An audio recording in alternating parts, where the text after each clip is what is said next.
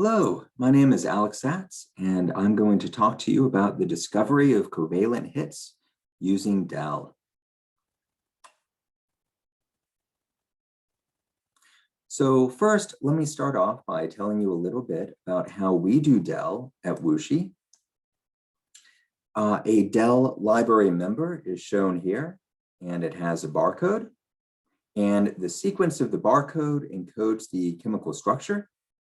And these two things are joined by a long, flexible linker. So a nice thing about making DELs is that you can make a very large number of structures quickly and at a low price. And this is done through split and pool CombiChem. So just as if, for instance, you can have 3 different things in a single tube, and you can split that.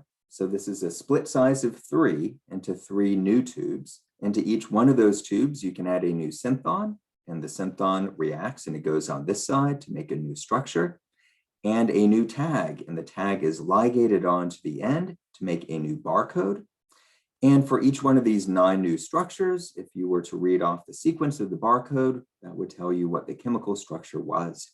You can then take this mixture or these 9 different products and you can combine them again into a single tube, and that's the pooling step.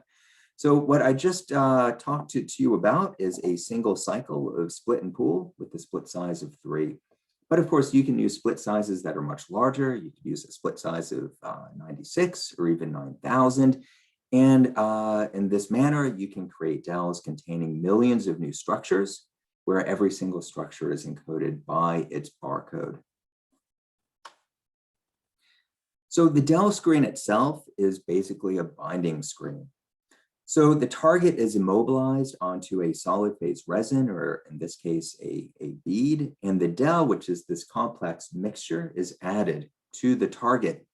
Now, most library members don't contain a structure which is capable of interacting with a binding pocket on the target, and all those things are washed away. And what you're left with are just those ligands capable of binding to the target. You collect those, you sequence the barcode, and from the sequence of the barcode, you now know the chemical structure, the ligand that bound to your target. Now, in the case that the ligand is reversibly binding to your target, you can collect everything that was bound and you can actually add it to fresh target, and you can go through this series of steps 2 to 3 times. And we actually need to go through these series of steps multiple times in order to get signal to noise, which is good. This is a challenge, though, when you start talking about finding covalent hits, because covalent hits, of course, are covalently bound to the target, which means that you can't release them from the target and then go through multiple rounds of selection. So I will talk about that soon in a later slide. So why do most pharma companies use DEL in order to find hits against their targets? And the answer is because they have a history of finding hits which work, and which can be look like drugs, and which can be optimized to either go into the clinic or to be used as in vivo probes. So some examples are shown here. We have a list of different target types. We have a list of what the DEL hit looked like, which came directly from the DEL screen against that target. We see what these hits look like after they were optimized and after their optimization, where they ended up. So whether they ended up in the clinic or whether they ended up as an in vivo probe. So now we can talk a little bit about trying to discover covalent DELs or covalent hits using DEL. So on this plot on the top, I'm showing you the date versus on the y-axis, the number of covalent related patent applications. And in the bottom plot, we see the date versus the number of covalent related journal publications. And what we see is that since the year 2000, there's been a much more interest in this field and of finding these types of hits. The next slide pretty clearly shows you why that is. These are the FDA-approved covalent drugs between the year 2011 and 2019. We see that there are quite a few.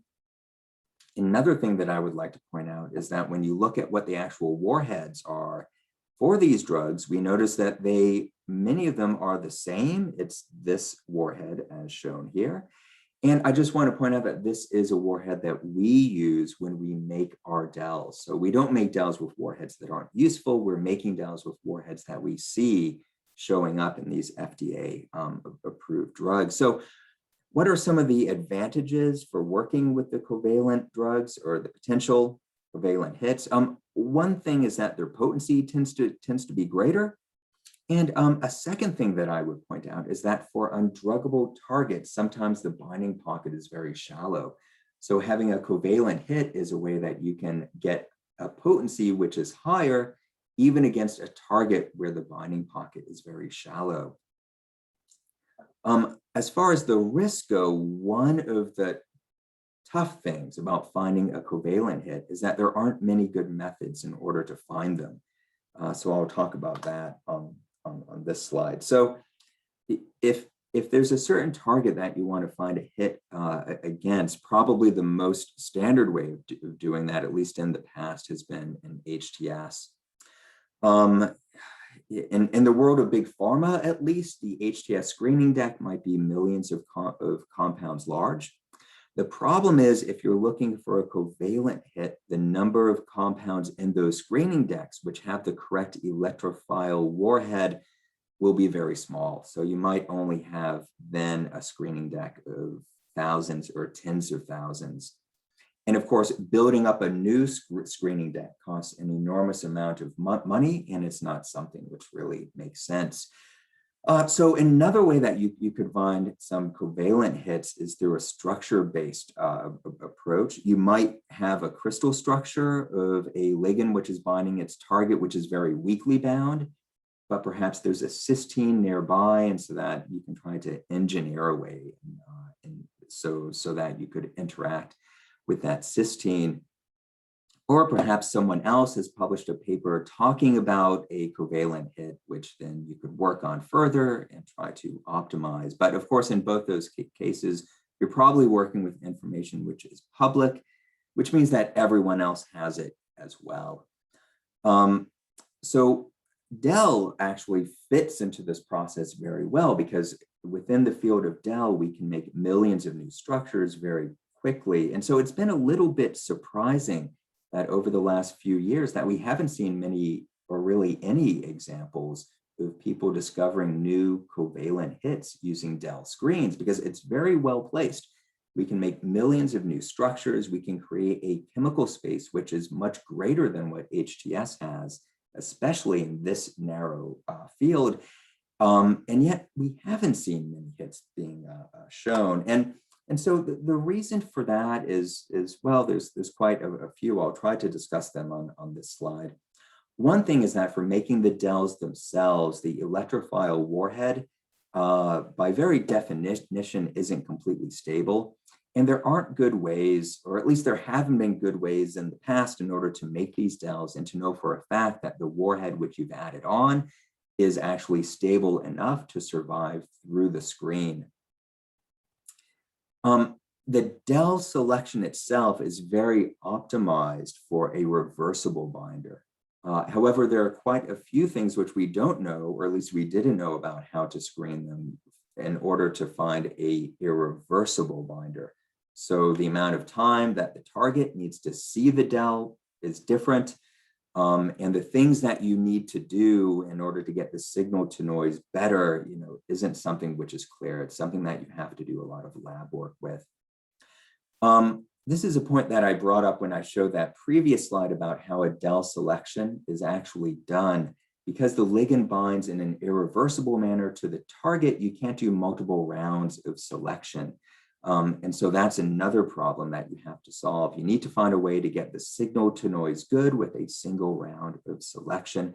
And finally, even when you find hits, you need to resynthesize those hits, and then you need to prove that they're acting in a manner which is useful to you. They need to act in a specific manner with a specific cysteine on your target. And so there's more things that need to be done in order to prove that a hit is worthwhile when you're running a covalent screen. Okay, so I'm going to talk about two different test cases that we've run, and the first one is against BTK. So BTK is a heavily drugged target. It's a validated target. As we can see here on this next slide, if we follow the line in blue, follow the line in green, we can see that there are many launched drugs against BTK. In black, we can see the number of drugs in phase 3 as a function of time, and in yellow, we can see the number that are in phase 2 for each year. So we can see that this is a target which has been gone after many times, often successfully, and we can see the different indications shown here. Shown here are 3 different FDA-approved drugs for the target BTK. BTK has a cysteine, which is in its ATP binding site, which these targets interact specifically with. But I would also point out that BTK has 6 other cysteines, and that it is, of course, one thing that we want to do is to find hits that are specific for only a single cysteine and that simply don't react with any cysteine. So what DELs are we going to screen against this target? The answer is shown here. We have 51 DELs. These 51 DELs contain 623 million different discrete structures, each of which has an electrophilic warhead attached to it. And we have 9 different warheads, which we have used. I'm not going to show you a list of what all of those are, but we do use the ones most commonly seen in the FDA marketed drugs, such as that shown here. Okay, so in order to determine conditions which worked well for this screen, what we did was we synthesized the control shown here with the solvent accessible linker, which we attached a barcode to. We then could spike that into a DEL screen, and we could determine the conditions where we saw enrichment of the control versus very little enrichment when the target wasn't present. So in the end, with the conditions that we used, we could see enrichment of the control about 500-fold, whereas when the target wasn't present, the enrichment is about 5-fold. So it's about 100-fold greater with the target than without the target being present. And using those conditions, we then screened our 50 DELs. One of the DELs which we screened showed up the best. So this had the strongest enrichment, and we see that its enrichment is due to a single cluster or a single line. In this case, the building block at cycle 3, which is one of the 9 warheads, is fixed, and the building block at cycle 2 is fixed as well. Building block 2 is attached to this invariant core, which is attached to the warhead through a building block 1, which is what is fluctuating here. We can pan out and we can view the results of the entire screen. And here we're showing you every DEL that we screened. Every data point is a structure from one of those DELs which has enriched, and the level of enrichment is shown here. We see the cluster that I just showed you is this line, all belonging to DEL 316. And what we simply did was we resynthesized the potential hit, which was the most enriched. Let's call that compound 1. It had a formula weight of 366, so it's quite small, and a log P of 0.96. And we synthesized compound 2, which has a molecular weight of 380 and a log P of 1.48. The difference between compound 1 and compound 2 is very slight. It's a single methylene group, and if you were to look at these structures, you would have to look at them for a while to tell what the difference between them was. The difference is very slight. So the first thing that we want to see is, do our potential hits, do they interact with BTK in a covalent manner? And do they form an adduct once, or do they react with multiple cysteines on BTK? And so that what we find for both compounds 1 and 2 is that we find a single covalent adduct being formed, and we find that it only reacts with BTK a single time. So there is only a single cysteine that our hits are reacting with. So that is certainly a good sign. We've also added a tether, which we then clicked on a fluorescent probe so that we could then take cell lysate. We could spike BTK into the cell lysate, and we could add our fluorescently labeled hits to the lysate and to see did they selectively react with just BTK. So when you look at the Kamasi blue stains, you see that this is a cell lysate and it is full of different stuff. However, when you look for the signal of just the fluorescent probe, we see that compound 1 and compound 2 from our previous slides are selectively interacting with just BTK. And that if you were to remove the electrophilic warhead from compounds 1 and 2 and replace them with just an acetyl group, as shown in this lane and in this lane, that their reaction with BTK is now gone. So the reaction with BTK is selective, and it requires the electrophilic warhead to take place. We further investigated these two potential hits with by SPR. In the case of compound 1, the results are quite clear. We see a binding event, and then we see that the compounds do not come back off. That is what you would expect for a covalent hit. Compound 2, however, is a much weaker or slower binder. It goes on very slowly and much more weakly, and it appears to remain on as well, although the data for compound 2 is not as clear as it is for compound 1.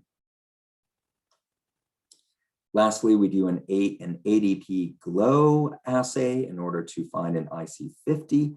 And what we find for compound 1 is if there is no pre-incubation with BTK, it's a 14 nanomolar hit.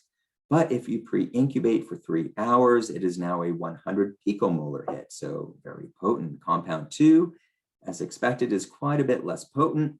However, still, if you incubate for 3 hours, it is still a 50 nanomolar hit, and you can compare that to the FDA-approved drug, which we have used here as the internal control.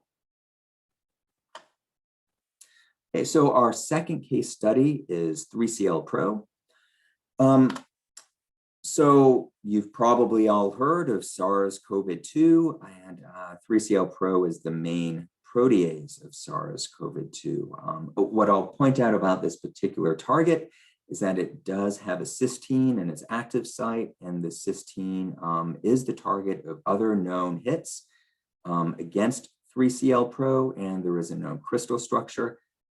Just as for BTK, we felt that this target stood a reasonable chance of us finding a hit.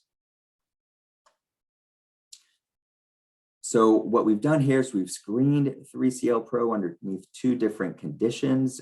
In condition 1, which is shown here, here, and here, the 3CL-Pro is present, and in condition 2, the protein is not present. Along the y-axis is the level of the enrichment. So here we're showing you many potential hits which have enriched against 3CL-Pro, and when 3CL-Pro is not there, we don't see any enrichment of the signal. 2 of those series are shown here, and we see that in each one of these we have many different potential hits. But of course, it's hard for us to know which hit should we follow up. Unlike in the case of BTK, the enrichment for all of these looks relatively the same and is not as strong. So what we do to triage this is that we have resynthesized a large number of hits with the barcode attached. And we've done this using the same conditions that the DELs themselves were actually synthesized using. What that means is that we produced mixtures of things which we did not purify further, and we then incubated them with 3CL-Pro, and we determined which one of these mixtures ended up interacting in a covalent fashion with the target. Those that did, we then followed up further. So we took the hits that looked the best from that quick assay and test, and we resynthesized them, and we added on a fluorescent probe. We then incubated them with 3CL-Pro, and as we see here from this gel in all 3 series and all 3 hits, we found that they do indeed react in a covalent fashion with 3Cl Pro. We also did the same assay that we did with BTK, and that we took 3Cl Pro, we spiked it into a lysate. We then added compounds 1, 2, and 3, and we looked for their interaction with 3Cl Pro, which is shown here. And we looked to see how much they interacted with other targets within the cell lysate. And what we see is compound 2 from series 2 looks the cleanest. And so we worked on hits from series 2 the most. So the next thing that we did was we showed that the interaction between compound 2E from series 2 with 3Cl Pro was both covalent, and that a single adduct was being formed and that it wasn't reacting with the target multiple times. And that is shown here with this single peak. So I can't show you the structure of this series. The generic structure for the entire series is shown here. The molecular weight of compound 2E, which is this one here, is 584, log P of 3.2. It's a little peptide-like. It has 4 amide bonds and 2 aryl rings. Substitutions were placed around this ring system, and depending upon the substitution, the IC50 and a FRET enzymatic assay vary greatly. Every single target shown here is a 3Cl Pro, but it's a 3Cl Pro from different strains of the virus. And we see that some are active against some strains and some are active against other strains. As a whole, compound 2E looks the best, and that is the most active against the most different strains. But we do take this data as a whole of showing pretty clearly that these hits are selective for this particular target, and that there seems to be SAR. Okay, so to summarize this, I believe that we've shown that DEL can be used to discover very potent and selective hits that react with the target in a covalent manner. Currently, we are producing a large number of new DELs with these warheads attached so that we can screen a large number of targets in the future. And of course, with every different type of warhead and different target classes, there will probably be methods that we can use to optimize what the signal to noise is. And of course, as we build a larger and larger data set, we will of course optimize the conditions that we use for the screening more and more. I'd like to thank a very large number of my co-workers who did most of this work or all of it. 2 different targets, building all of the DELs and doing the follow-up work takes a lot of time and effort, of course. And lastly, I leave you with our 2D barcode, which I think you can point your iPhone at or any phone, and you can immediately go to our HITS Wuxi website if you want to learn anything more about us. Thank you for your time, and if you have any questions, I guess I'll see you a little bit later.